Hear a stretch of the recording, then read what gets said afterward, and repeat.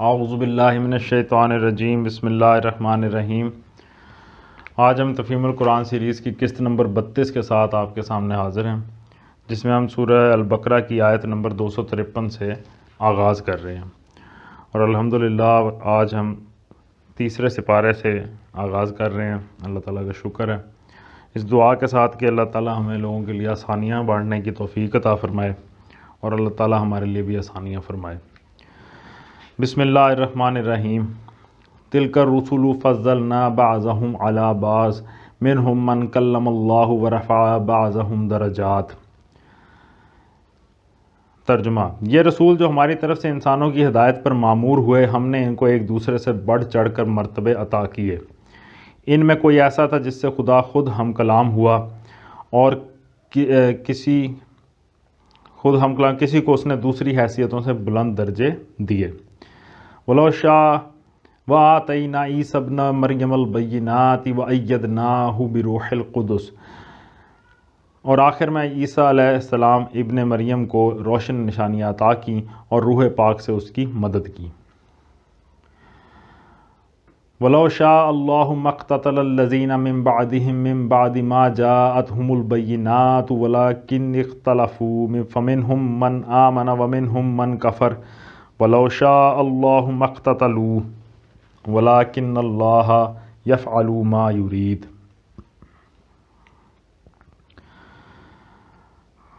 اگر اللہ چاہتا تو ممکن نہ تھا کہ ان رسولوں کے بعد جو لوگ روشن نشانیاں دیکھ چکے تھے وہ آپس میں لڑتے، مگر اللہ کی مشیت یہ نہ تھی کہ وہ لوگوں کو جبراً اختلاف سے روکے۔ اس وجہ سے انہوں نے باہم اختلاف کیا، پھر کوئی ایمان لایا اور کسی نے کفر کی راہ اختیار کی۔ ہاں، اللہ چاہتا تو وہ ہرگز نہ لڑتے۔ اس کی تفسیر میں آیا کہ مطلب یہ ہے کہ رسولوں کے ذریعے سے علم حاصل ہو جانے کے بعد جو اختلافات لوگوں کے درمیان رونما ہوئے اور اختلافات سے بڑھ کر لڑائیوں تک جو نوبتیں پہنچیں، تو اس کی وجہ یہ نہیں تھی کہ معاذ اللہ خدا بے بس تھا اور اس کے پاس ان اختلافات اور لڑائیوں کو روکنے کا زور نہ تھا۔ نہیں، اگر وہ چاہتا تو کسی کی مجال نہ تھی کہ انبیاء کی دعوت سے سرتابی کر سکتا اور کفر و بغاوت کی راہ پر چل سکتا اور اس کی زمین میں فساد برپا کر سکتا، مگر اس کی مشیت یہ تھی ہی نہیں کہ انسانوں سے ارادہ و اختیار کی آزادی چھین لے اور انہیں خاص روش پر چلنے پر مجبور کر دے۔ اس نے امتحان کی غرض سے انہیں زمین پر پیدا کیا تھا، اس لیے اس نے ان کے اعتقاد و عمل کی راہوں میں انتخاب کی آزادی عطا کی، اور انبیاء کو لوگوں پر کوتوال بنا کر نہیں بھیجا کہ زبردستی انہیں ایمان و اطاعت کی طرف کھینچ لائیں، بلکہ اس لیے بھیجا کہ دلائل اور بینات سے لوگوں کو راستے کی طرف بلانے کی کوشش کریں۔ یا ایھا الذین آمنوا انفقوا مما رزقناکم من قبل ان یاتی یوم لا بیع فیہ ولا خلۃ ولا شفاعۃ والکافرون هم الظالمون۔ اے لوگو جو ایمان لائے ہو، جو کچھ مال متاع ہم نے تم کو بخشا ہے اس میں سے خرچ کرو۔ خرچ کرو سے مراد تفسیر میں آیا کہ راہ خدا میں خرچ کرنا ہے۔ ارشاد یہ ہو رہا ہے کہ جن لوگوں نے ایمان کی راہ اختیار کی ہے انہیں اس مقصد کے لیے جس پر وہ ایمان لائے ہیں مالی قربانیاں برداشت کرنی چاہیے۔ ترجمے میں آیا کہ قبل اس کے کہ وہ دن آئے جس میں نہ خرید و فروخت ہوگی، نہ دوستی کام آئے گی اور نہ سفارش چلے گی، اور ظالم اصل میں وہی ہیں جو کفر کی روش اختیار کرتے ہیں۔ تفسیر میں ہے کہ یہاں کفر کی روش اختیار کرنے والوں سے مراد یا تو وہ لوگ ہیں جو خدا کے حکم کی اطاعت سے انکار کر دیں اور اپنے مال کو اس کی خوشنودی سے عزیز تر رکھیں، یا وہ لوگ جو اس دن پر اعتقاد نہ رکھتے ہوں جس کے آنے کا خوف دلایا گیا ہے، یا پھر وہ لوگ جو اس خیال خام میں مبتلا ہوں کہ آخرت میں انہیں کسی نہ کسی طرح نجات خرید لینے کا اور دوستی و سفارش سے کام نکال لے جانے کا موقع حاصل ہو ہی جائے گا۔ آگے آیت الکرسی بڑی مشہور آیت ہے، وہ آ رہی ہے انشاءاللہ۔ اس کو ہم کیونکہ طویل آیت ہے، تھوڑا اس کو چھوٹے چھوٹے حصوں میں کر کے سمجھنے کی کوشش کرتے ہیں۔ اللہ لا الہ الا ہو الحی القیوم۔ اللہ وہ زندہ جاوید ہستی جو تمام کائنات کو سنبھالے ہوئے ہے اور اس کے سوا کوئی خدا نہیں ہے۔ اس کی تفسیر میں آیا کہ یعنی نادان لوگ نادان لوگوں نے اپنی جگہ چاہے کتنے ہی خدا اور معبود بنا رکھے ہوں، مگر اصل واقعہ یہ ہے کہ خدائی پوری کی پوری بلا شرکت غیر اس غیر فانی ذات کی ہے، اس غیر فانی ذات کی ہے جو کسی کی بخشی ہوئی زندگی سے نہیں بلکہ آپ اپنی ہی حیات سے زندہ ہے، اور جس کے بل بوتے ہی پر کائنات کا یہ سارا نظام قائم ہے۔ اپنی سلطنت میں خداوندی کے جملہ اختیارات کا مالک وہ خود ہی ہے، کوئی دوسرا نہ اس کی صفات میں اس کا شریک ہے، نہ اس کے اختیارات میں اور نہ اس کے حقوق میں۔ لہٰذا اس کو چھوڑ کر یا اس کے ساتھ شریک ٹھہرا کر زمین یا آسمان میں جہاں بھی کسی اور کو معبود بنایا جا رہا ہے، ایک جھوٹ گھڑا جا رہا ہے اور حقیقت کے خلاف جنگ کی جا رہی ہے۔ لا تأخذہ سنۃ ولا نوم، وہ نہ سوتا ہے اور نہ اسے اونگھ لگتی ہے۔ تفسیر میں آیا یہ ان لوگوں کے خیالات کی تردید ہے جو خداوند عالم کی ہستی کو اپنی ناقص ہستیوں پر قیاس کرتے ہیں اور اس کی طرف وہ کمزوریاں منسوب کرتے ہیں جو انسانوں کے ساتھ مخصوص ہیں۔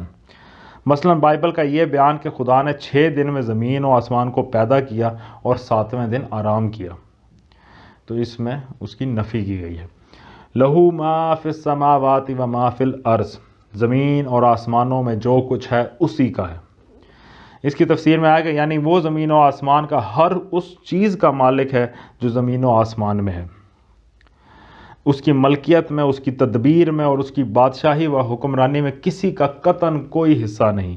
اس کے بعد کائنات میں جس دوسری ہستی کا بھی تم تصور کر سکتے ہو وہ بہرحال اس کائنات کی ایک فرد ہی کی ہوگی، اور جو اس کائنات کا فرد ہے اور جو وہ اللہ کا مملوک اور غلام ہے، نہ کہ اس کا شریک اور ہمسر۔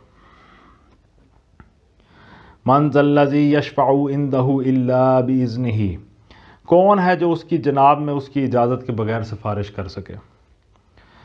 تفسیر میں آیا یہ ان مشرکین کے خیالات کا ابطال ہے جو بزرگ انسانوں یا فرشتوں یا دوسری ہستیوں کے متعلق یہ گمان رکھتے ہیں کہ خدا کے ہاں ان کا بڑا زور چلتا ہے، جس بات پر اڑ بیٹھیں وہ منوا کر چھوڑتے ہیں اور جو کام چاہیں خدا سے لے سکتے ہیں۔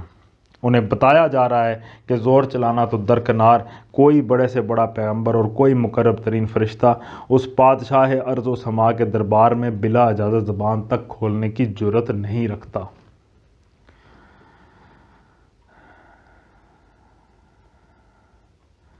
الا باذنہ یعلم ما بین ایدیہم وما خلفہم، جو کچھ بندوں کے سامنے ہے اسے بھی وہ جانتا ہے اور جو کچھ ان سے اوجھل ہے اس سے بھی وہ واقف ہے۔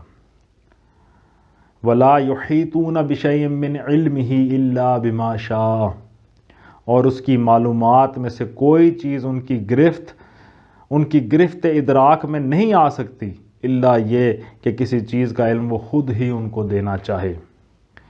اس کی تفسیر میں آیا کہ اس حقیقت کے اظہار سے شرک کی بنیادوں پر ایک اور ضرب لگتی ہے۔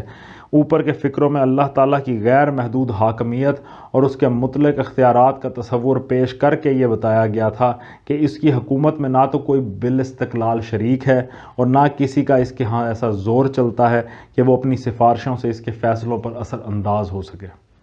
اب ایک دوسری حیثیت سے یہ بتایا جا رہا ہے کہ کوئی دوسرا اس کے کام میں دخل دے کیسے سکتا ہے، جبکہ کسی دوسرے کے پاس وہ علم ہی نہیں ہے جس سے وہ نظام کائنات اور اس کی مصلحتوں کو سمجھ سکتا ہو۔ انسان ہوں یا جن یا فرشتے یا دوسری مخلوقات، سب کا علم ناقص اور محدود ہے۔ کائنات کی تمام حقیقتوں پر کسی کی نظر بھی محیط نہیں، پھر اگر کسی چھوٹے سے چھوٹے جز میں بھی کسی بندے کی آزادانہ مداخلت یا اٹل سفارش چل سکے تو سارا نظام عالم درہم برہم ہو جائے۔ نظام عالم تو رہا درکنار، بندے تو خود اپنی ذاتی مصلحتوں کو بھی سمجھنے کے اہل نہیں ہیں۔ ان کی مصلحتوں کو بھی خداوند عالم ہی پوری طرح جانتا ہے، اور ان کے لیے اس کے سوا کوئی چارہ نہیں کہ اس خدا کی ہدایت اور رہنمائی پر اعتماد کریں جو علم کا اصلی سرچشمہ ہے۔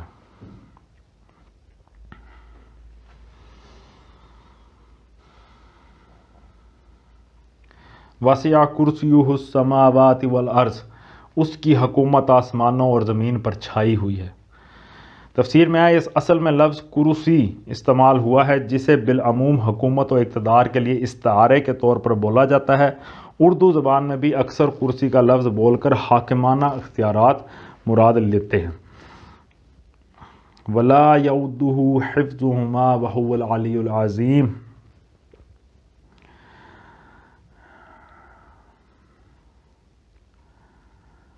اور ان کی نگہبانی اس کے لیے کوئی تھکا دینے والا کام نہیں ہے، بس وہی ایک بزرگ و برتر ذات ہے۔ تفسیر میں آیا کہ یہ آیت الکرسی کے نام سے مشہور ہے، اور اس میں اللہ تعالیٰ کی ایسی مکمل معرفت پیش کی گئی ہے جس کی نظیر کہیں نہیں ملتی۔ اسی بنا پر حدیث میں اس کو قرآن کی سب سے افضل آیت قرار دیا گیا ہے۔ اس مقام پر یہ سوال پیدا ہوتا ہے کہ یہاں خداوند عالم کی ذات و صفات کا ذکر کس مناسبت سے آیا ہے؟ اس کو سمجھنے کے لیے ایک مرتبہ پھر اس کی تقریر پر نگاہ ڈال لیجئے جو رکوع نمبر 32 سے چل رہی ہے۔ پہلے مسلمانوں کو دین حق کے قیام کی راہ میں جان و مال سے جہاد کرنے پر اکسایا گیا ہے، اور ان کمزوریوں سے بچنے کی تاکید کی گئی ہے جن میں بنی اسرائیل مبتلا ہو گئے تھے۔ پھر یہ حقیقت سمجھائی گئی کہ فتح و کامیابی کا مدار تعداد اور ساز و سامان کی کثرت پر نہیں، بلکہ ایمان، صبر و ضبط اور پختگی عزم پر ہے۔ پھر جنگ کے ساتھ اللہ تعالیٰ کی جو حکمت وابستہ ہے اس کی طرف اشارہ کیا گیا ہے، یعنی یہ کہ دنیا کا انتظام برقرار رکھنے کے لیے وہ ہمیشہ انسانوں کے ایک گروہ کو دوسرے گروہ کے ذریعے سے دفع کرتا رہتا ہے، ورنہ اگر ایک ہی گروہ کو غلبہ و اقتدار کا دائمی پٹا مل جاتا تو دوسروں کے لیے جینا دشوار ہو جاتا۔ پھر اس شبہ کو دفع کیا گیا ہے جو ناواقف لوگوں کے دلوں میں اکثر کھٹکتا ہے کہ اگر اللہ نے اپنے پیغمبر اختلافات کو مٹانے اور نزاعات کا سد باب کرنے ہی کے لیے بھیجے تھے تو ان کی آمد کے باوجود نہ اختلافات مٹے نہ نزاعات ختم ہوئیں، تو کیا اللہ ایسا ہی بے بس تھا معاذ اللہ کہ اس نے ان خرابیوں کو دور کرنا چاہا اور نہ کر سکا؟ اس کے جواب میں بھی بتا دیا گیا کہ اختلافات کو بجبر روک دینا اور نوع انسان کو ایک خاص راستے پر بزور چلانا اللہ کی مشیت نہ ہی ہے، اللہ کی مشیت ہے ہی نہیں، ورنہ انسان کی کیا مجال تھی کہ اس کی مشیت کے خلاف چلتا۔ پھر ایک فقرے میں اس اصل مضمون کی طرف اشارہ کر دیا گیا جس سے تقریر کی ابتدا ہوئی تھی۔ اس کے بعد اب یہ ارشاد ہو رہا ہے کہ انسانوں کے عقائد و نظریات اور مسالک و مذاہب خواہ کتنے ہی مختلف ہوں، بہرحال حقیقت نفس الامری جس پر زمین و آسمان کا نظام قائم ہے یہ ہے جو اس آیت میں بیان کر دی گئی ہے۔ انسانوں کی غلط فہمیوں سے اس حقیقت میں ذرا برابر کوئی فرق نہیں آتا، مگر اللہ کا یہ منشا نہیں ہے کہ اس کے ماننے پر لوگوں کو زبردستی مجبور کیا جائے۔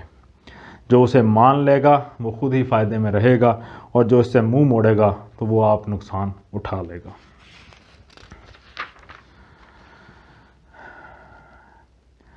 لا اکراہ فی الدین قد تبین الرشد من الغی فمن یکفر بالطاغوت ویؤمن باللہ فقد استمسک بالعروۃ الوثقی لا انفصام لها واللہ سمیع علیم۔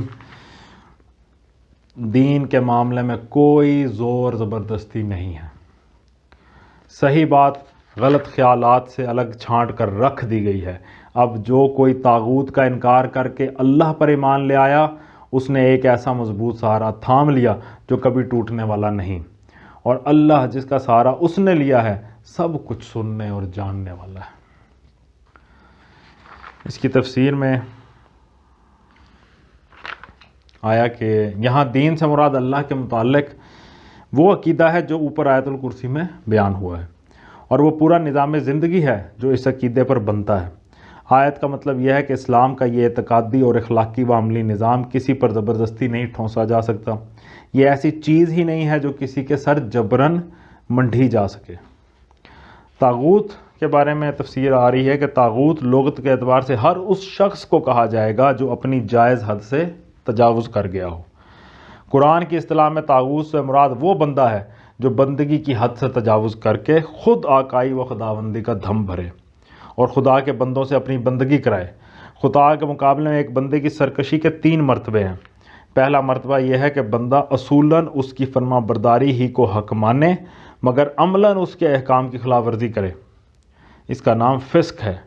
دوسرا مرتبہ یہ ہے کہ وہ اس کی فرما برداری سے اصولاً منحرف ہو کر یا تو خود مختار بن جائے یا اس کے سوا کسی اور کی بندگی کرنے لگے، یہ کفر ہے۔